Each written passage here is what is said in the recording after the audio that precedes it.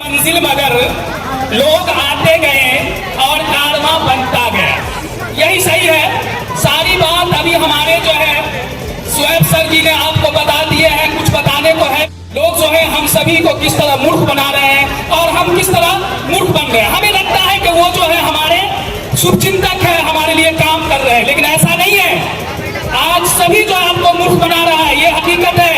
किसी ने कहा है कि जख्मों के कारोबार में शामिल कहें किसे, जख्मों के कारोबार में शामिल कहें किसे, है सबका हाथ सुर्ख को कातिल कहें किसे। यहाँ हर कोई कातिल है आज के जमाने में, हर कोई आपको मूर्ख बना रहा है। इस पर लीजिए, एक तकवा वाला नेक आदमी था, वो कभी भी जो है उनकी नमाज कज़ा नहीं होती थी। महीना था एकदम ठंडी का महीना, जिसमें जनवरी फरवरी में तो बहुत ठंड होती है दिसंबर में। नमाज के लिए घर से मस्जिद की तरफ जब 2 कदम के बाद फिर वो उठे, फिर 2 कदम चले, इतनी कपकपी थी, एकदम शिविर ठंडी चल रही थी। फिर 2 कदम वो चले तो फिर गिर गए।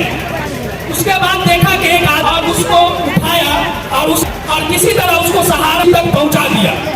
वो आदमी जब मस्जिद तक पहुंचा तो उनको बहुत शुक्रिया किया। बोला, बाबू तुम कौन हो? भाई साहब आप तो फरिश्ता हैं, फरिश्ता बन के सुबह में आए। अगर आपने मस्जिद तक पहुंच भी नहीं सकते, आपने हमें मस्जिद तक पहुंचाया। उस आवाज में रिश्ता नहीं हूं, मैं शैतान हूं। बोला शैतान? बोला शैतान लोगों को भटका मस्जिद से रोकना, लेकिन आप मुझे मस्जिद तक क्यों पहुंचाए? बोला मस्जिद तक मैं आपको इसलिए पहुंचाया कि इसमें मेरी भलाई है। बोला वो कैसे? बोला जब आप मस्जिद से घर से निकले, इतनी कपकपी में फजर की नमाज पढ़ने के लिए आए थे, आपके गांव के 4 आदमी की मगफिरत, अब सो आप मस्जिद की पूरा। ये कहानी छोटी सी है, लेकिन बहुत कुछ हमें सिखा रही है कि लोग जिसे आज हम अपना शुभचिंतक कहते हैं, जिसे आज हम अपना वेलविशर कहते हैं, वो हम तक नहीं है। दर हकीकत वो हमें गुमराह कर रहा है, हमें बर्बादी की तरफ ले जा रहा है। सर जी ने कहा ना, एक बात है कि आए प्रतिनिधि नहीं लीजिए दो, क्योंकि वो जो है वो सच्चाई यही है कि वो आप जनता का पैसा मार के इलेक्शन के समय में, चुनाव के समय में वो पैसा लुटाता है। तो आप ये नहीं कि ये पैसा नहीं लेना, लीजिए, ऐसे लोगों का लीजिए जो आपका पूरा खा के जो ये कर रहा है, क्योंकि वो इंदिरा आवास के नाम पर हो या कोई के नाम पर हो। अभी मैंने नहीं, जो पढ़े लिखे हैं उसको पता है कि पिछली बार मैंने जो आवास सहायक जो 15,000 या 20,000 रुपया लेता था, उसको लेकर जब मैंने कोर्ट में केस किया, याचिका दायर किया, उसके खिलाफ वारंट निकला था। उस समय में मैंने देखा कि लोग जो है गुमराह कर रहे थे लोगों को कि देखिए आपके खिलाफ केस कर दिया है, अब आपको पैसा नहीं मिलेगा। वो लड़का तो ऐसा काम कर रहा है कि सारा का पैसा डूब जाएगा। थक भी गए, हमसे मिले, हमको तो पैसा मिलेगा ही नहीं। हमने कहा नहीं, डरिए नहीं, ये काम जो हम कर रहे हैं ये समाज की भलाई के लिए, तरक्की के लिए है।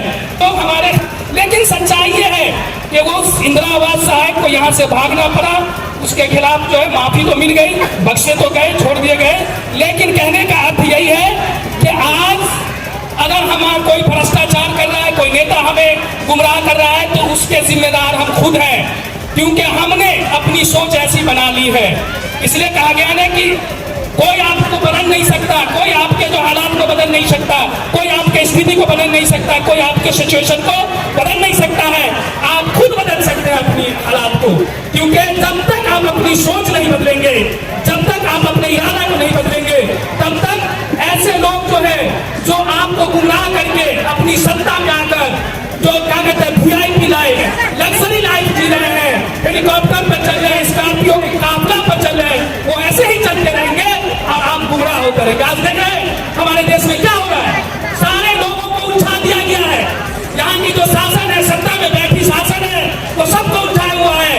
कभी नोटबंदी के नाम पर बैंकों में कतार लगा दिया, नोटबंदी के नाम पर लोग, गरीब लोग सुबह जाते थे चप्पल लेकर, उसको बैठे हुए अपने इंतजार में, लेकिन बैंक से किसको मिल रहा है, नोट किसका बदल रहा है, बड़े बड़े रईसों का, बड़े बड़े नेताओं का, मैनेजर से मिल रहा है, उसका जो है ब्रीफकेस में ले जाकर अपना पैसा ले जा रहे हैं, है कि नहीं है? उसी तरह आप देखेंगे, इसी तरह से जो हालात जो है क्यों हुआ है, क्योंकि आज हम लोग जहनी तौर पर गुलाम हो गए हैं उन नेताओं पे। आज हमारा देश आजाद हो गया, 1947 में ही आजाद हुआ। फिजिकली हम जिस्मानी तौर पर आजाद हैं, लेकिन आज इसलिए ज्यादा हम समय नहीं लेंगे। अपने ग्रामवासियों से इतना कहेंगे कि धूसी के लोग ऐसे हालात में आए हैं। आज जरूरत धूसी के लोगों को ये है कि धूसी जो रामनगर पंचायत है उसकी बदहाली, उसकी कस्मोफर्शी, उसकी दयनीय स्थिति किसी से छुपी नहीं है। आप सभी जानते हैं और ये भी जान रहे हैं कि कौन लोग हमें इस हालात पर ले जा रहे हैं, कौन लोग जो हमें हाशिए पर रखने की कोशिश कर रहे हैं, कौन लोग हमें गुमराह कर रहे हैं। लेकिन एक जो है डर, फियर जो हमारे अंदर नहीं है, हमारे अंदर दुरुद इच्छा शक्ति नहीं है कि हम उसके खिलाफ लड़े, उसके खिलाफ आवाज उठाए। जब तक आप नहीं उठाएंगे तब तक समाज में कोई बहुत बड़ा बदलाव नहीं आएगा। और जन स्वराज जो है इसी बदलाव के तहत जो है हमारे समाज में आए हैं बिहार में, क्योंकि आज भी बिहार जो है पूरे हिंदुस्तान पे सब अति पिछड़ा नहीं, अति पिछड़ा में इसका नाम है। पिछड़ा नहीं, अति पिछड़ा में इनका नाम है। तो इस अति पिछड़ा से कैसे हम उठेंगे? सबको मालूम है कि हम बेरोजगारी फलाइन जो हमारी कितनी बड़ी समस्या है। हम गाड़ी ट्रेन पर जो है वो क्या कहते हैं पायदान पर बैठ के जाते हैं, टॉयलेट में बैठ के जाते हैं हमारे नौजवान दूसरे देश में, दूसरे शहर में। और वहाँ बिहारी शब्द जो है, बिहारी शब्द आज एक गाली बन चुका है, बिहारी शब्द गाली बन चुका है और इसको हम झेलते हैं। इसलिए हम आप सभी से गुजारिश यही है कि आप लोग अपने सोच को बदलिए, जागरूक होइए और एक नया समाज बनाइए। जय जन स्वराज, बोलिए जय बिहार, जय जन स्वराज।